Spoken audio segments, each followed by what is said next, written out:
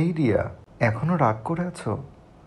আচ্ছা বাবা, সরি, তখন তোমাকে রাগের মাথায় চিৎকার করে ফেলেছি।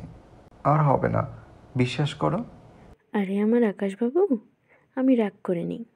এসব তো আমাদের নিত্যদিনের ব্যাপার, এই নিয়ে ভাবলে চলে নাকি? তাহলে গালে হাত দিয়েছি তখন থেকে কি ভাবছো? ভাবছিলাম অন্য একটা কথা। ভাবনাটা যদিও আমার প্রায়ই আসে। তাই? কি ভাবনা শুনি? এই যে আমাদের এত ঝগড়া হয়, মতের এত অমিল, তাও আমরা একসাথে থেকে কিভাবে যাই? রাগ কমে গেলেই কেন একে অপরকে আঁকড়ে ধরি? কারণ আমরা একে অপরকে প্রচণ্ড রকমের ভালোবাসি, তাই হাজার ঝগড়ার পরেও আমরা একসাথেই থাকি। কিন্তু ভালোই যদি বাসি, তাহলে ঝগড়া কেন হয়? দেখো, আমরা দুজনেই বড্ড জেদি, তর্কে কেউ হারবো না।